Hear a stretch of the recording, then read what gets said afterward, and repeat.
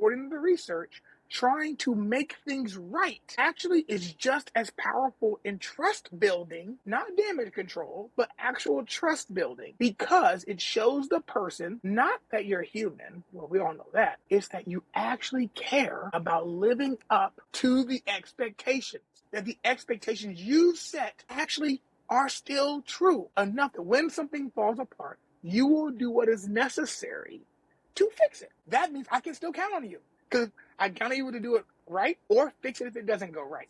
Strengthening how we do what we do, finding a way to do it better, so that just like that 17-year-old at Chick-fil-A who you trust has the ability to just make you a new set of fries if your fries are cold. They can just go do it. They don't have to talk to a manager. Like empower your team to actually meet the bids of your clients and customers, and just make sure you're doubling down on what works. And so I would encourage people, in times of uncertainty, you don't need to do more if you do what you do currently better. Hey, welcome to this week's episode of The Freedom Experience. I'm your host, John Moncrief, and today my guest is Kevin B. Jennings. He's a man whose energy, whose stories, and whose lust for life will really kind of fire you up a bit. So Kevin is the CEO of Junction 32, where he helps small business owners to grow their brands and to boost revenue so that they can go out there and truly make an impact in the world. But he's served with some of the world's most trusted voices, folks like Tony Robbins, Dave Ramsey, Oprah Winfrey, and many more. And whether he's working with these best-selling authors or Inc. 5000 companies or small businesses like ourselves, Kevin's mission is always the same: bring out the best in people's careers, their ideas, and their lives so they can experience the joy of serving others through a purpose-driven life. Kevin's one of the most talked about speakers from this year's Small Giants Summit. It's where I met him, and the community is still abuzz with comments on his energy and his storytelling capabilities. So this conversation really became super special for me because I discovered this connection, this common connection that Kevin and I have with Clint Smith, who was originally Kevin's boss and who was in my passport group decades ago. And it's kind of come full circle. So this was a really special episode for me. Anyway, we talk about three key things here: how these small everyday moments that Kevin refers to as bids are the real currency of trust, and we'll go into those later in the episode. Why marketing done right is just serving people who truly need what you offer. And Kevin's refreshing take on building a personal brand as a reputation you actually earn. So he's a lovely human being, and when he's not helping brands to grow, you're going to find Kevin out there DJing weddings with some of his lifelong friends. I think you're really going to enjoy this episode. It's full of energy, so let's get into it with Kevin. Okay, Kevin, welcome to the show. Thank you for giving us time. I'm super excited about today. Honored to be with you. And again, I've gotten to deal with your team through this process, and you've got a great person taking care of things to make sure people like me get a great experience long before we show up today. That is so important. And I know Courtney works hard in the background and the team. So we really appreciate that. And I think that's what we're going to be talking about today is how you're building trust with your brand. Sometimes it goes wrong, and how do we rebuild that trust? What are the little things we can do? What are the things that don't cost us a fortune? But before we get into that, we met at Small Giants at a Small Giants Summit recently, and you told some fantastic stories. How did you get into where you are at the moment? And how did you land up on this mission? Yeah, so my origin story on business is not from business at all. I wanted to be a professional songwriter and music producer, and my family was very supportive of it. But then, when you're a young person, you hear about pursuing a career in art. People start trying to warn you about how you're likely going to be hungry, and so pretty early on, I thought to myself, well, if I'm going to have to do this and making money's hard, I'm going to have to figure out how to make money doing it. So I did what any person does. Instead of playing my guitar more, I went to the library and got a book on contracts called Everything You Know About the Music Business. And I started reading it around 14 or 15 years old, which was probably the sign that I was more into business than I was into music. Yeah, 14 years old. Craft, yeah. Right. Instead of working on my craft, I'm like, I'll read an artist contract and understand how they make money. And that was probably an inkling of where my brain really understood. And I started seeing the artistry, honestly, in business very early. Like I was like, oh, so that's how things work, and that's how things come together. Um, and so I thought I was still going to do music. So when I went to college, I studied music business at Belmont University in Nashville, and which was really exciting, and I loved that experience. Then they launched an entrepreneurship program, and I knew I wanted to work for myself. And that happened because my first job, I showed up reading that book. I was at Chuck E. Cheese, the little kids amusement Yeah, arcade yeah. center here and my it was a terrible first job. It was absolutely terrible, and it was what I needed. It was a nice wake up call. I was like, "Oh, this is what work is like." Oh my gosh! So And I what was it told about Chuck E. Cheese that you didn't enjoy about that job? Was it just yeah, it was well. I think in hindsight, your manager's 22, yeah, right? 21 years old. His friends have gone off to college. He's staying at home, not going to school, managing teenagers at Chuck E. Cheese. yeah, Well, that's probably the only place where he feels powerful in life. So he's abusing his power. He's using this leadership role to probably feel some kind of hole in his heart he should see a therapist about, right?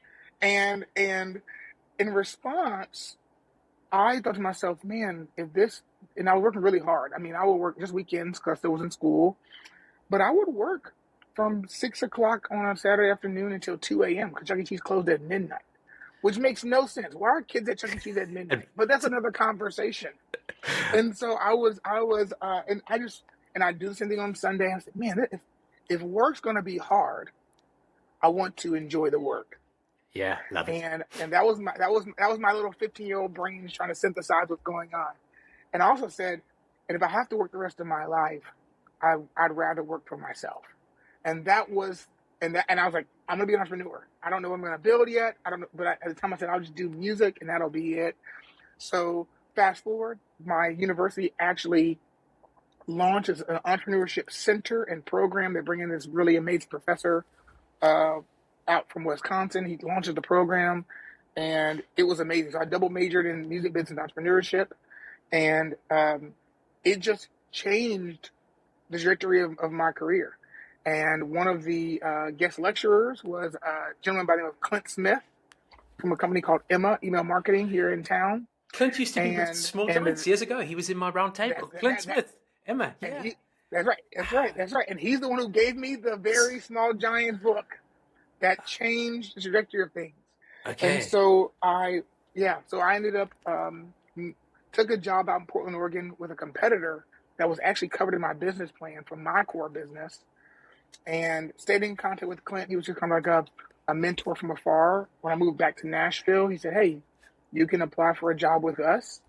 And while I was there, learned about small giants. And so that's kind of this thing. But the work Got I it. got into from there, I just recognized working for Clint. So all kind of building on each other. But while working for Clint, we were I'm on the sales team, so I'm selling email marketing Yeah, yeah. services to small businesses, and it just dawns on me how much these individuals just need help getting the great things they already do in front of the people who need it the most. And it turned marketing, and it kind of was building on something I was learning in college, but it just turned marketing into an act of service. Mm. If I have a headache and Courtney and John have Advil or aspirin, telling me they have it available Yeah. is not selling. It is service. And when I experienced that, I said, oh my gosh, like this is why I care about marketing. I care about the ability to evangelize solutions to people's problems. And it just changed my career from there. And then that opened me up to what kinds of things do I believe in that I would love to evangelize. Love it. Yeah. Yeah.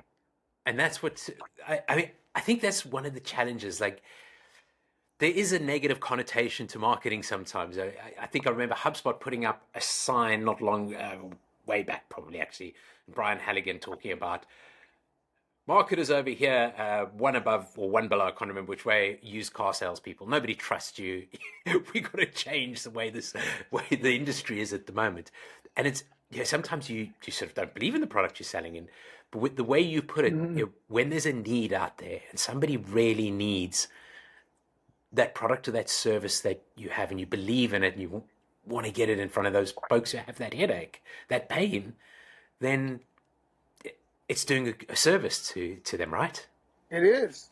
It is. It is. I mean, any of us who've been referred to a dentist or a doctor or a great book from a friend, none of us accused that friend of selling anything.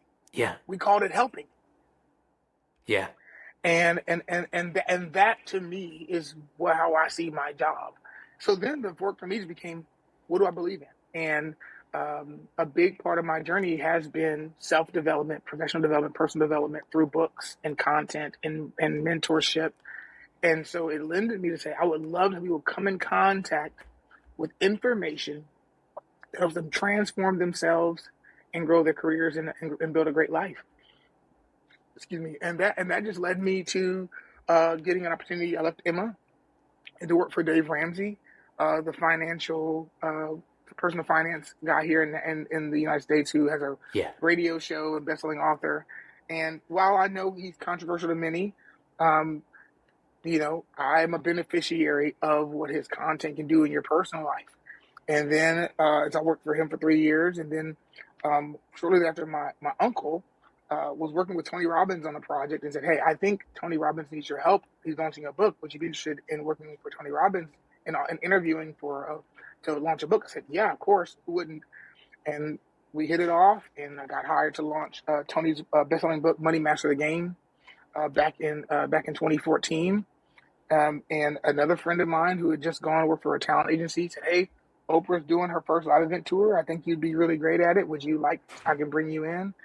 And I just got to help work on Oprah's first live event tour and build the marketing strategy for that. And I don't say those names because I am in some way the most well-connected person. Because in many ways, when those calls are coming through, I was just as shocked as anybody else. Like, how? Who? What? Yes, of course. Um, but if anything else, it just really, I think I appreciate the fact that once I found my gifting, and then I found people I believed in and an approach I believed in, it opened up so many doors. And those three back to back kind of changed my career. Um, because at that point, it just opened up relationships and opportunities I haven't ever been able to, repay them individually just for how much they've changed my life. I'm curious because you've worked with some phenomenal people. What's something you took away from those working relationships that kind of has influenced your thinking on marketing? As Mm. Ooh, a lot. But because you said marketing, I'll stick with marketing. Okay, Um, One, I think that personal branding will always matter. Um, and also, personal branding can scale a business. yeah, And so I would think those are two. The other one is um, you have to sell. I mean, truthfully, you need to sell the message and principles and ideology behind what you do. Yes, I can say, here's our mission, our purpose, and that's a aspiration of where we're headed, and that's great. I'm talking about what are the principles that sit underneath it. So, for example, though these individuals have maybe present their ideology in different ways, they all share one belief, right? Better is possible. yeah, yeah. If you don't have a growth mindset, it's going to be hard to enjoy Oprah, Tony, or Dave. If You have you to be have a open to growth, it. You have to have that you growth have to, mindset. if you don't have a growth mindset at all. Now because of that, they make sure their marketing teaches you how to have one. Hmm. Before you buy the product, Tony's content is designed to help you develop a growth mindset. Once you develop a growth mindset, all of his products become available to you, right? Because if you don't have a growth mindset, why sell it to you? He Yeah. wouldn't think it's possible. You think you're fixed. So his marketing does the work of convincing you that you're not a finished product, that you can evolve, that better is possible, and then what is the area that you want to improve? David, the same thing, right? It's very different how he does it, right? But each of them try to sell you on the ideology before you get into the products that fit your needs. So that's from a mechanical and tactical perspective. That's when they taught me. But the personal brand side, Dave at this point is a $300 million company. Yeah. Oprah obviously $1 billion, Brilliant. right? And each of them built, and Tony very similar. So the idea of you being told personal brands don't scale, you can't build a personal brand. I'm like, well, that's not true. It's what you do, and that's a big part of my work now. Is actually how people build personal brands, and then leverage a personal brand to grow a scalable business that eventually can go on without them. And I can. Those people are the ones who taught me what I know about how to do it. And I feel like that is so important these days. Is there's more trust in the individual than there's in a corporation. People want to know who they're dealing with, who that individual is, and I feel like there's a competitive advantage in there for small businesses. But so many founders and CEOs are resistant, whether it's, I guess, don't want to kind of shine the limelight on me. I'm humble, or I just don't want to do it. Don't want to put the effort in. But there's something in this that is so important. And yeah, I just feel like you've got to go out there and you've actually got to build your personal brand. But there's a big struggle to go back to what you were saying about Tony and Oprah, and that is that there's this realization that they've got to educate you about. You've got to have the open mind and be educated that this is important to do. Yeah, and we've been trained to know that people, for us, all of us, that people trust people more than they trust organizations and brands. Yeah. I will trust your recommendation on an airline. I will trust your recommendation on a dentist and a doctor before I trust anything else, because the marketing is designed to persuade me to buy into this idea. I trust you to look out for me, but more than I would trust the marketer. The marketer is being paid to persuade me to say yes. So that's true. But that also means this: our job is to understand that people will believe in their idea our idea or our product when they believe in us. And so our job is to say, as an owner, as a leader, yes, that might create a personal brand. I'm really trying to have you trust me, and then say, if you're willing to trust me, Yeah. I am going to share. I'm going to use my influence with you to say, you can trust these people that I lead as well. If you've come to trust me, then I'm going to ask you to get to trust me enough to know I would not recommend something that won't serve you well. And most of it, I think, requires us to change what brand means. Right? When we think brand means notoriety or profile or awareness, you can think personal brand equals the Kardashians. Yeah. Love it. Yeah. Because you think, and that's not what a brand is. A brand is a reputation. And when we look at the definition of what a brand is, right? I mean, it's the story people tell themselves about who you are and how it makes them feel.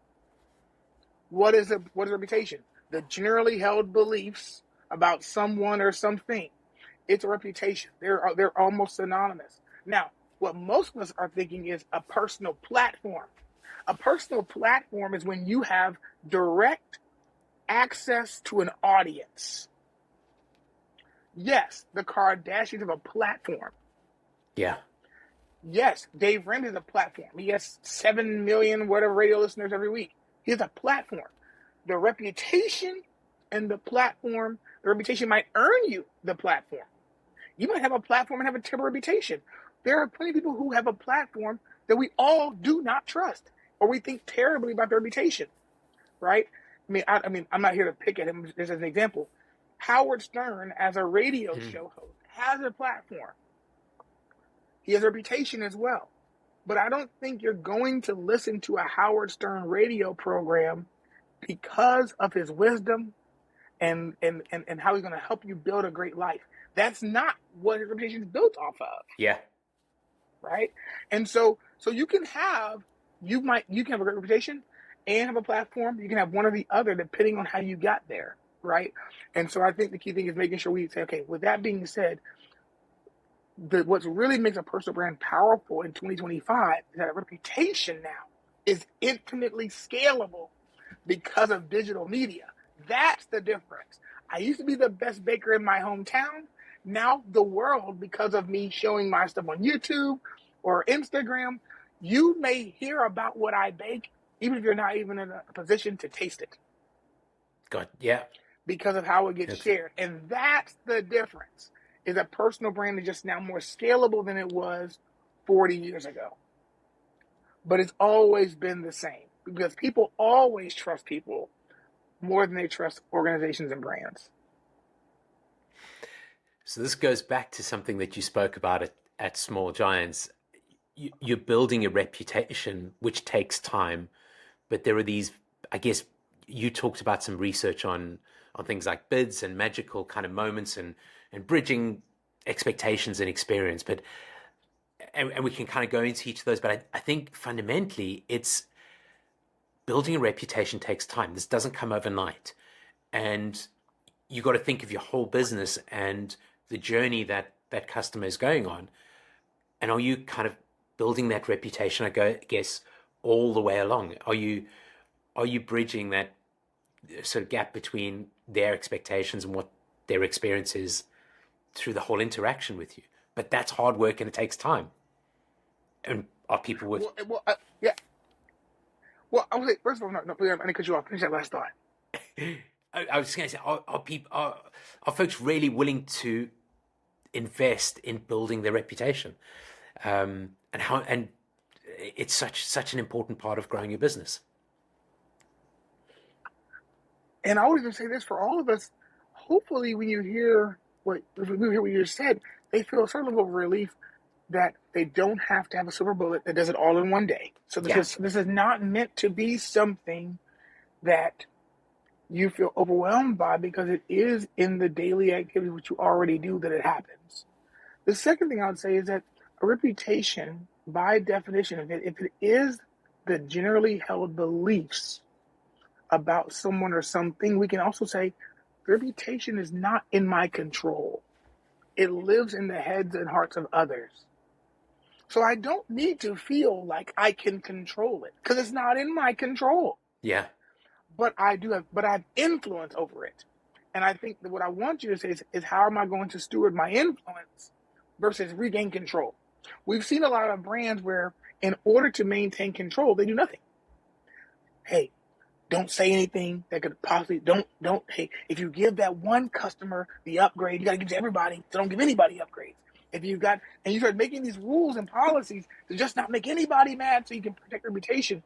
And that's not what this is, because every individual is going to have their perspective regardless of what you do. Yeah. So the key thing would be, okay, my first thought is, if that's the case, I get to decide what would I like people's perception to be. Then one, if I create that perception, is it true? One of the things I talk about, a really great brand, aka reputation, is a true story. It's a true story. I don't know if you do all, but there are restaurants I've heard of that the waiters are intentionally rude to you. Yes. I've been to a few of those. And they're right. And they're popular because people come to experience these waiters being rude to you. Yes. Right? It's almost like a dinner theater of sorts, right? But here's the thing. People show up to be disrespected. That's the ironic part. You can sell anything when the experience is true, right? People ride Spirit Airlines knowing they're going to be nickel and dime for a pillow, a seatbelt almost, right? If the government didn't require a seatbelt, Spirit would sell it to you, right? But the key thing is, you go and that's what you expected. Yes. So you're not frustrated by it. And I think it's really important to understand that's what makes it true. So first of all, we want to make sure we're setting expectations, because reputation is born in how our experience aligns with our expectations. And so our job is to say, okay, if they're going to create a story or have a belief about who we are based on what they experience, let's set an expectation we can actually meet. Because that's where trust is actually created. You did what you said you were going to do. Yeah. And you did it again, and then you did it again, and then you did it again. If I cannot meet that expectation, I would rather change the expectation so that's what you're going to get. So make sure that you've got that really, really clear for your customers. Set the expectations. Mm-hmm. But sometimes things go wrong, right? Sometimes we set expectations, set 1, 2, 3 times, it all goes right, but sometimes something goes wrong, and you find yourself. For me, the most challenging thing is when I don't have information or communication. Like, I don't know what's going on right now. I just bought an apartment down in South Africa, and that's where I am at the moment. We're trying to get the internet in, and for days we just aren't sure where we're at and what's going on. You can't get in touch with anybody, and that the expectations just kind of fall apart. It'd take a couple of days and we'd be able to communicate if there's a problem. But when those expectations kind of aren't met, I almost feel like it does come down to very simply just communicating what's going on, because things do go wrong. But you probably have a very different perspective on that. What is it that about building that bridge between what the expectations are and what the experience is that the client's getting, and when things go wrong?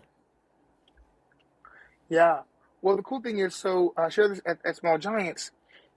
When you look at the research of what makes great relationships, and I think that's the first thing, we're not having a brand conversation. Yeah. We're not having a business conversation. We're having a people conversation. And I think when we can recognize that, oh yeah, this is not about brands and business, it's about people. People, what does it take to make a great relationship with another human being? Love it. Yeah. Well, right? And so humans are all walking around asking one subconscious question. Can I count on you? Yeah. That's it. That's the question. Not even do I like you. Can I count on you? And I would even go as far as to say, it's can I count on you to be who you said you were? Because people will believe what you say about who you are until proven otherwise.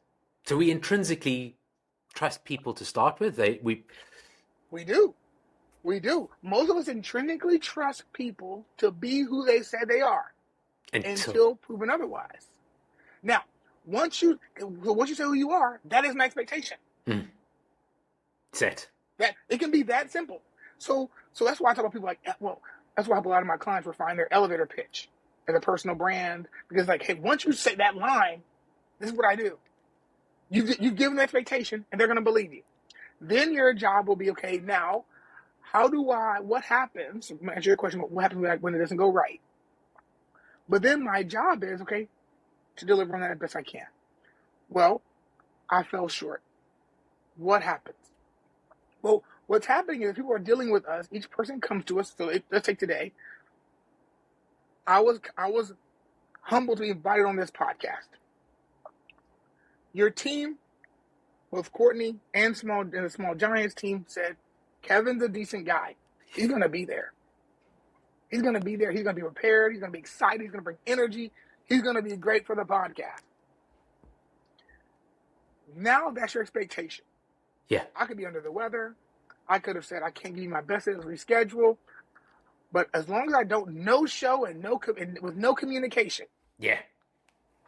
Right? Almost every single thing that would have still been under what you desired. But I could have prepared it. Because now once we're here, you're answering other questions, such as, hey, well, when I show up, is he going to be prepared? Is he going to be kind? These are all what they call, what Dr. John and Julie Gottman relationship therapists and relationship experts, they call them bids. These are these subconscious desires for connection, and I would even say these subconscious desires to have for our needs to be met and answer the question, can I count on you? Is Kevin going to be kind? Is Kevin going to be warm? Has Kevin listened to this podcast before? Does he know who we're talking to? These are all things we would say, does Kevin respect me? Because that's the question you actually care about way more than anything else, right? So here I am. I'll be honest, I'm probably super intimidated. I'm like, okay, is it okay? Moncrief, am I pronouncing it right? I want him to feel like I actually care to say his name the right way, right? Because I understand I'm answering a bigger question. Yeah. So I'd rather say, pause, how do I say your name correctly? How does your family say your name, right? Because I want to show a respect for you. So actually, that's a genuine question. How do your family say your name? Moncrief. And you got it right on, Kevin. Yeah. But if I say it, but I'd rather repair it by just doing saying, I want to show respect for you so badly. Just ask if I'm saying your name correctly. Yes. Rather than saying it wrong 25 times. Because as a human being, that's the question you care about. Does Kevin showing up late for the podcast is not he's throwing my schedule off. He doesn't respect me. Kevin not reading the notes before I send him is not about does he care about his topic? Is he knowledgeable? Does he respect me? Those are subconscious bids that go beneath all the other stuff. And I can, if I make a mistake, if I did show up late, if I did say your name wrong, the next thing to do is to try to repair.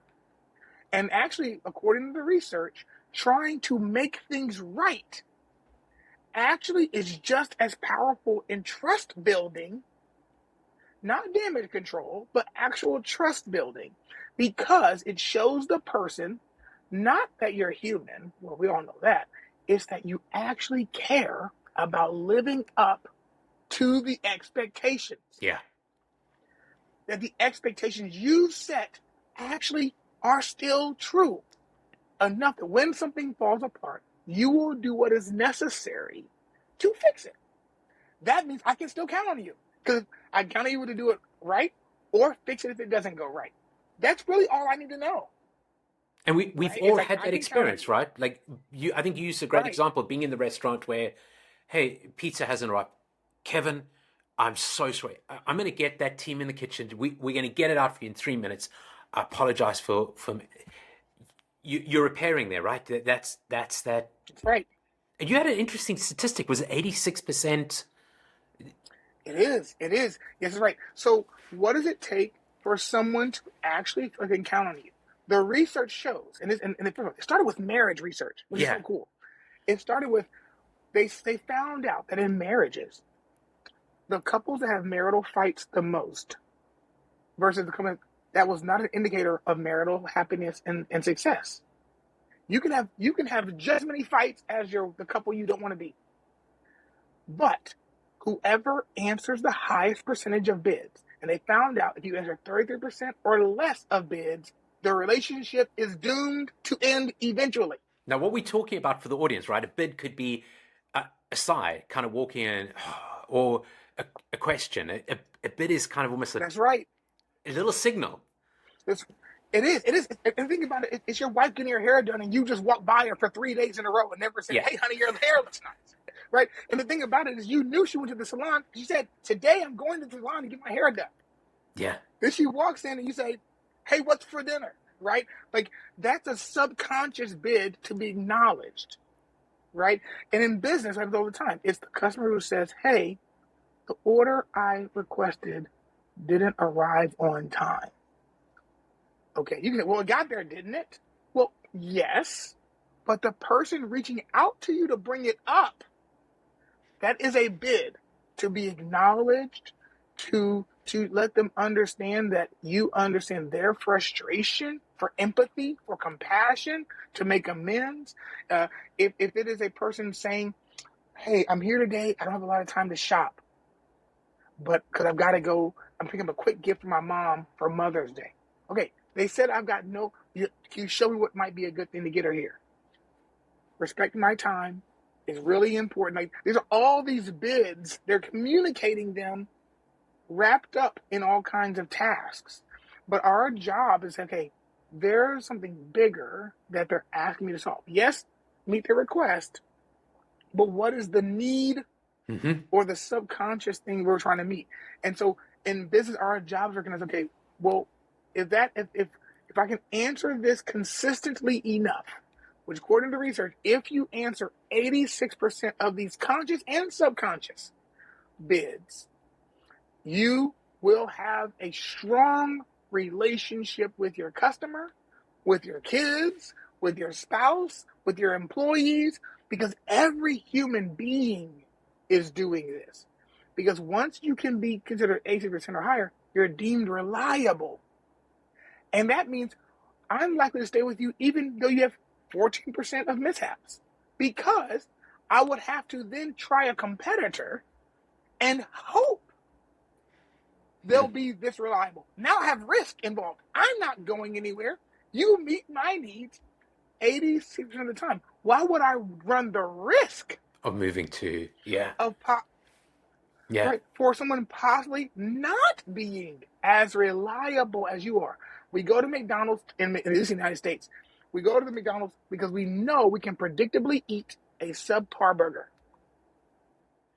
Yeah. It's like, you know, it is predictably subpar. I am eating at McDonald's because of its predictability, not its quality. Yeah. And so it's our job to say, okay, that's how I can retain customers, retain team members, is by me showing up and delivering reliably. And that means meeting 86% of the bids. It's okay if I make a mistake. I can actually still hit the bid by making it right. So perfection's not the goal. Yeah. And there's a new restaurant in town we could go, or a new fast food joint or whatever in town we could go and try. But hang on, we trust. That's why we stick in with it. And that's right. I'm hungry right now. Yeah, and that's one of the fundamentals, I guess, of a business. It's like dig that moat around it, and you're digging that moat is building the trust, is kind of building the reputation, and is being able to recognize those bids. And I don't think we don't look out for those bids. You just got to watch out. Customers coming in, what are the bids? That's it. Yeah. I love that. What are the bids? What is the bid they're walking in with? Yeah. It's so important. Yeah, I love that. Yeah, I was sort of thinking of another similar situation with same challenge with the bids. I got into a piece of software that we were testing. The 14-day trial, it kind of ran out and the price was a lot higher than I imagined it to be. Basically, I hadn't bundled the two together during the trial, so they charged me separately. Courtney's also running a trial, and that's how I knew that it was a lot cheaper. He obviously picked up on the bids, probably been trained very well, and he said, tell you what, let me refund yours entirely. Courtney's is going to come off. Even you heard kind of name in that. Courtney's will come off. We're good with that. If you're not going to go ahead with the trial yourself, then that's fine. Otherwise, just repackage it this way and you're good to go.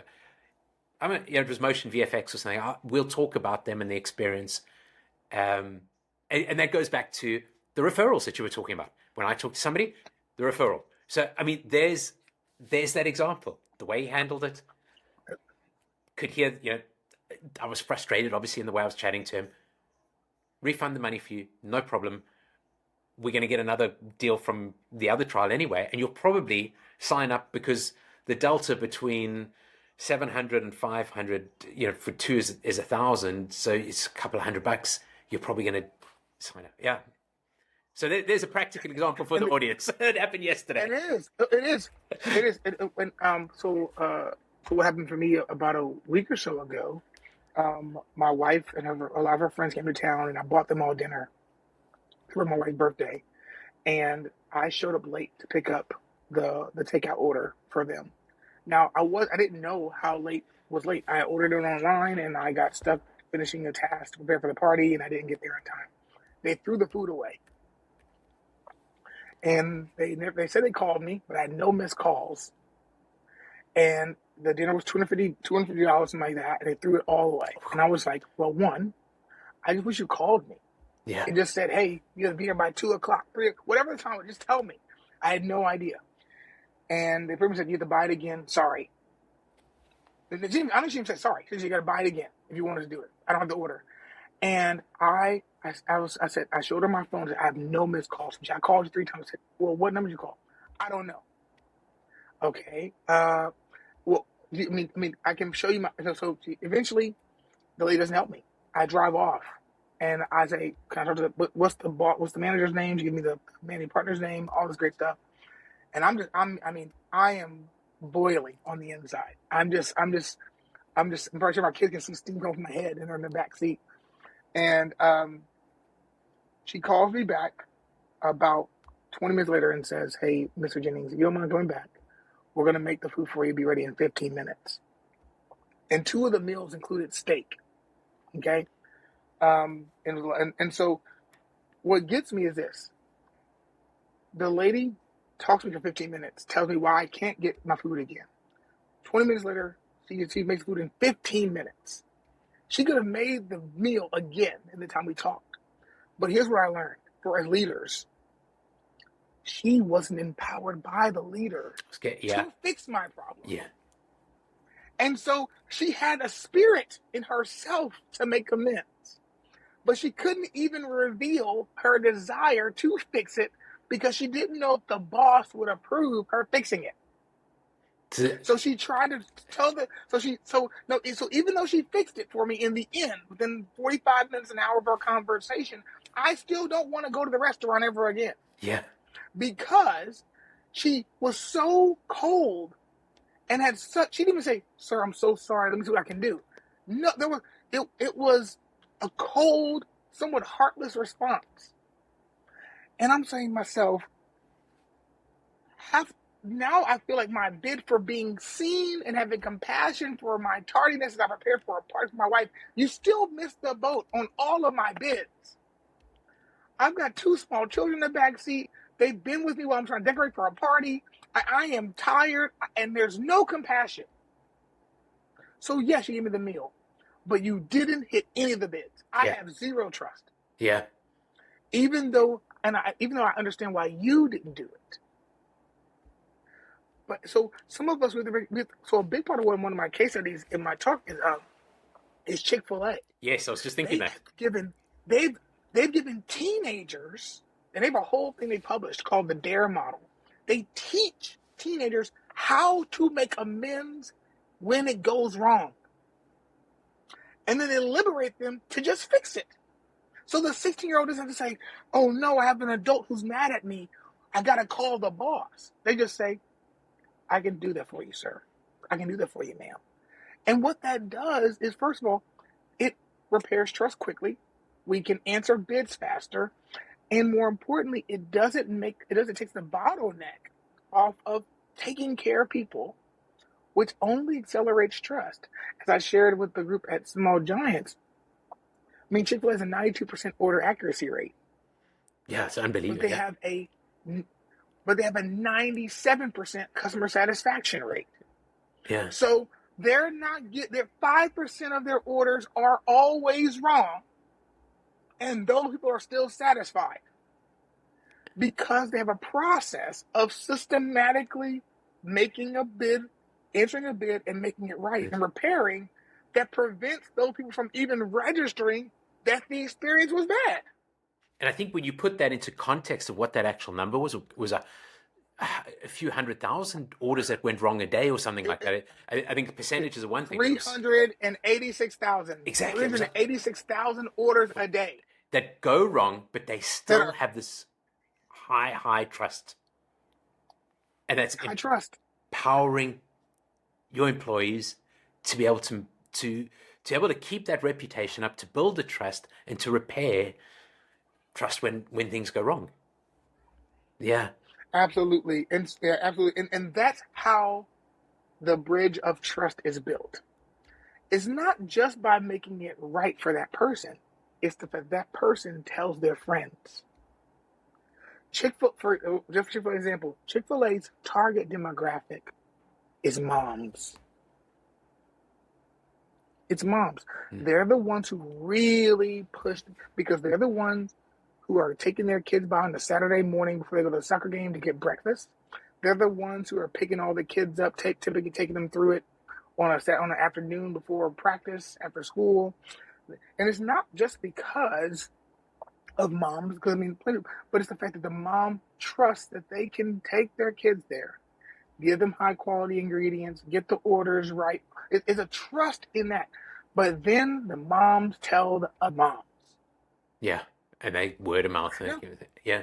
And now, and so the the bridge of trust, again, a reputation building is because Courtney trusts it, I trust it. Yeah.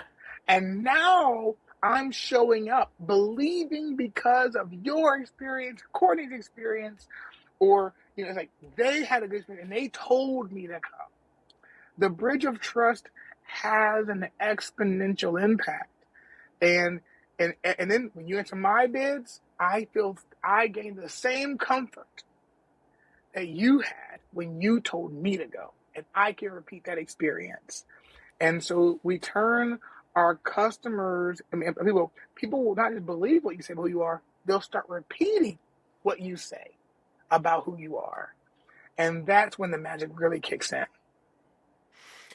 Yeah, I'm curious as well about your thoughts on where we are right now in terms of there's a lot of uncertainty going on, and I think a lot of the businesses I've spoken to are struggling at the moment. They're struggling because of just the uncertainty that's going on around them, and they're trying to figure out what to do. But the knee-jerk reaction right now is to kind of cut back, to almost kind of insulate, batten down the hatches. What do you? I'm curious about what your thoughts on in terms of what business leaders should be thinking right now to make sure that they're looking after their customers and they're bridging the gap, but that they're going to navigate the tough waters that we're going through right now. Yeah, I have a two-part answer. Part one is what the leader needs to do, and part two is what the organization has to do. Part one, I would say, is this: leadership always comes with uncertainty. If you're going to a place you've never been, you're going to likely be doing things you've never done. Mm-hmm. And leaders are known to maintain their ambition even in times of uncertainty, right? And so I'm talking to a gentleman who just acquired another organization, right? So I'm buying an apartment in South Africa. So clearly, even amidst uncertainty, we are still doing new things. Yeah. Right? And so the key thing I'll say is this: there are 4 core competencies or 4 core assets you need when you're navigating uncertainty, because it's really about how you navigate uncertainty versus guaranteeing certainty. So you're going to always need capacity. You need capacity, and that can be resources, it can be time. You need capacity. Capacity could be new skills, right? You have to, how am I growing my capacity so I can have more tools and more abilities to respond to what comes my way? The second thing you're going to need is you will always need credibility, right? And your credibility doesn't have to be, I'm the best in the world at something. It can be something like, hey, I know what it's like to go through this before. It can be, you know what, I do have these particular set of skills. It could be, I have whatever. But we got to find points of credibility that we can depend on and leverage. Because, again, we're trying to build trust. We need people to trust us, whether it be our customers, our team members, investors. Credibility is going to matter in times of uncertainty. Then, yes, you are going to need clarity. What are we doing? Why are we doing it? And what is our plan to get there, right? And so even in times of uncertainty, you can even be clear about the obstacles. I'm clear. This is our obstacle here, but here's where we're going. And here's how we're going to go around it. So fight for clarity, because that's what because clarity is often all we need to navigate uncertainty. And then the last thing is you will need courage. Because at the end of the day, you can have clarity on what you're doing and what you're up against. You may be the most credible person in for the topic. You might even have capacity. But at some point, you're going to have to still muster the courage to face what might be an uncertain outcome. Yeah. And I want to own that part. It can be summoned. I do believe that that courage can be summoned, and it's something we have to practice summoning, and we do it through our convictions. Like, what do I believe about this? That is so important to me that even if it doesn't go right, the belief in and of itself is worth fighting for. Right. The other thing is, I can own what is the consequence of inaction. Sitting still will actually cause just as much pain. And if you can remind yourself of the consequence, that might give you some level of courage as well. And then the last one, is there a noble cause that's just worth fighting for? Yeah. Hey, this cause, if I don't get all the way there, I think about a nonprofit like Charity Water and Yeah. Scott Scott Harrison, what they're Harrison. doing. Yeah. It's like, right? Like, if they don't finish the whole mission before Scott dies, was it worth the effort? Of course it was. Of course it was worth it. I believe what he's doing is worth it. I hope he feels that way, right? Because those three things help you summon courage even when you're facing an uncertain outcome. And so I recommend those be the four. Now, So for the organization, capacity, credibility, clarity, and courage, and a noble cause. And maybe, like as you were talking, thinking about, we sail through rough times, and you got to have the clarity of where you're going. Where is it that you're headed? You got to have the credibility as a leader that the folks are gonna kind of follow you as you sail through. The courage to navigate those waters, and I suppose the capacity to actually kind of get the ship across to something is, yeah. So that's as an individual. As an organization? As an organization, this is a time to double down on the basics and keep the main thing the main thing. And here's what I mean.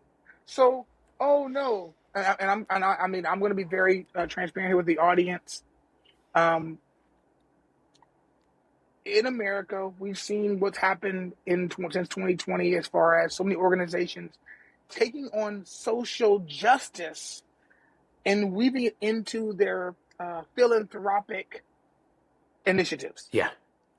Right? Now, I understand that right now, geopolitically speaking, no company probably wants to be caught in the crosshairs of that, just given the geopolitical landscape of what that could mean. And you might say, well, what does that mean, Kevin, for this? In moments of uncertainty, instead of trying to be quiet about a program, sunset a program, you could have all just said, we're going to just treat our customers better. Yeah. We're going to solve their problems better. I don't know if the average company has been looking to Coca-Cola or Procter & Gamble to fix all of the world's social problems. I never have. I've never thought that a company would save my family from injustice or racism or sexism with a daughter. That's not what I'm thinking. What I am saying, though, is this. Make sure your company is not sexist. Make sure your company treats people well. Make sure your customers just solve it in your organization. Double down on the basics for you. So that means this. Your job is to make sure, does our product solve the problems our customers are facing in today's times? Right? So about last year, actually, CEO of Kellogg's comes out and says, we know there's economic distress, so feed your kids cereal for dinner. And that's what's going to help you save money. I wish I was making this up. I wish I was making this up. He's like, we think that as parents face economic uncertainty, cereal is going to be a great alternative for dinner. And you're like, seriously? What? It's like, come on, man. Like, it's like when childhood obesity is at its highest it ever be. Like, sugar them up. Please, like, send them to bed on sugar. And our party's looking around like, is he joking? Right? And of course, you understand he's selling shareholders on how they're going to increase cereal sales. Yeah.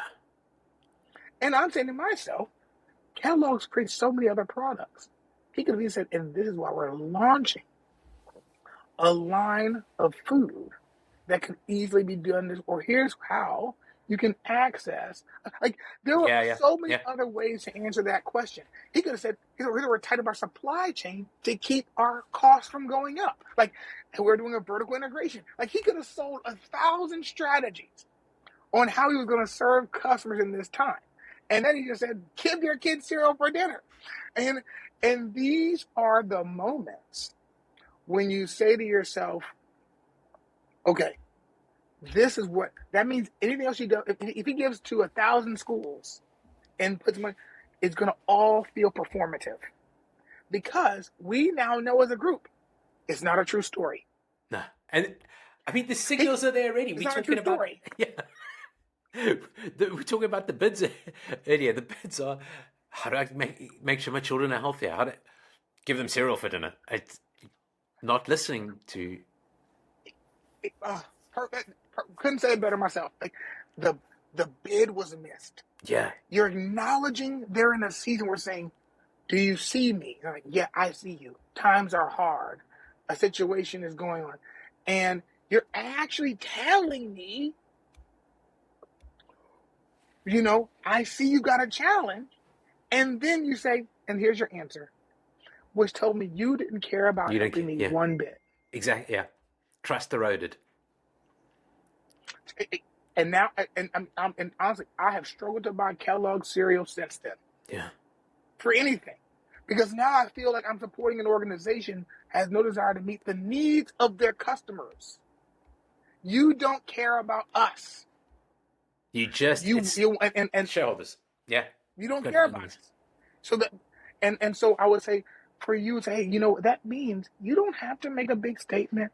You don't, in uncertainty, you just say, hey guys, we're going to double down on making sure we are equipped to show up for our customers by, one, solving their problems, making sure our problems are, making sure our products solve the problem better, and then we're going to say, how can we answer the emerging bids that they may not have had before? And that typically comes from making what you're doing stronger. Mm. That's all. It doesn't usually require entering a new market or launching a new product line. It's strengthening how we do what we do, finding a way to do it better, so that just like that 17-year-old at Chick-fil-A who you trust has the ability to just make you a new set of fries if your fries are cold. They can just go do it. They don't have to talk to a manager.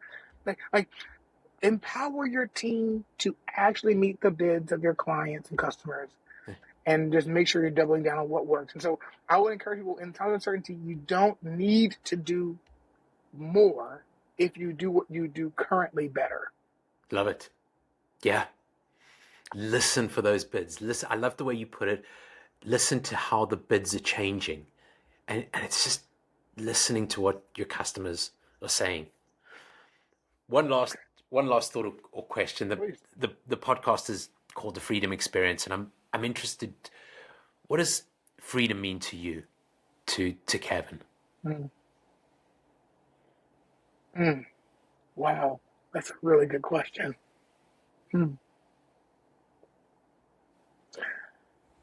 I think freedom for me now would probably be very much connected to my corporate purpose. And that is what I call it, the great life. And it is about doing great work with great people, for great people, in a way that allows the people around me to actually create a great life for themselves and others. And I don't think I would always say it that way, but I do believe that I have an opportunity to, what for me personally is, I want to die empty. I would love to say, when it's all said and done, I gave everything I had, and that, to my family, to my friends, to my community, but also to my customers and clients, because I actually believe, people listening to this podcast, you're special. You're special. Yeah. Why? Because people don't always use their free time to consume content like this, to have conversations like this. The fact that you would know your audience would care to even understand bids says something about the kinds of people who are hanging out with us right now. Yeah, exactly. Who are listening to us. And Yeah. You're the kinds of people who recognize your work in the market can make a difference in somebody's life. And because of that reality, to me, that is freedom. That we get to, that I and you get to actually build a better world using our gifts and abilities. Things that don't feel like work to us, but to, all because of our passion and our conviction and our desire. So to me, that is freedom, and that I can I can help build a better world using what I love to do. This conversation, hanging out with you, this is a treat to me. Yeah. And the fact that this could in any way, shape, form, or fashion be considered me adding value to the world, it's like, I want to pinch myself. And so I think it really is it. So that is the freedom that I really desire to have, and to turn what's in my head into things that are real, that add value to others. It really is freedom to me. What's interesting is we started this podcast. Our conversation before we started was me telling you a little bit about myself and my thinking for Small Giants, and you said the hair kind of stood up. Same thing just happened to me as you talked about. What do you think about as freedom and the mission that you're on? And it kind of gives you those tingles, and kind of started on that note and ending on that note. But I am so grateful for you coming on, Kevin, and just sharing your wisdom, sharing your passion with our audience. Thank you so much. Oh, my pleasure. And you will have a guy in your corner that don't let the podcast is an extension of real life. There are people you meet every once in a while, you're like, they're the real deal. And it's not just because they're smart or brilliant or experienced. It's because their heart is real. And what you see is what you're really getting. And the man who sits before you and hosts this podcast actually cares about you when you're not around. And so if you're listening, I encourage you to stick around and subscribe, because this guy is a person who actually cares about your success, whether he ever gets to see you or interact with you or not. And you're in a place of authentic leadership. And I think that really matters. So thank you for your work. Thank you, Kevin. All right. If you don't feel Kevin's passion through your headphones, then maybe you should check your pulse.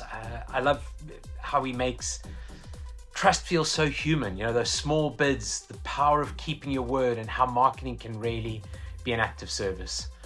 Kevin, thank you for your energy and for reminding us that freedom is about using our gifts to make the world a better place every day. If you want more information about the Small Giants community, or you're curious about upcoming programs, our passport events, our leadership academy, then head on over to smallgiants.org and you can find information there. All the information about Kevin is in the show notes below. And if you enjoyed this episode, then please share it with someone who'd appreciate Kevin's message. If you haven't yet hit the follow button on wherever you listen to podcasts or watch, then please hit the follow button. Give us a rating. We'd love a 5-star rating. It helps us to get in front of more entrepreneurs, to get more great guests, and just keep spreading the message. See you again in the next episode.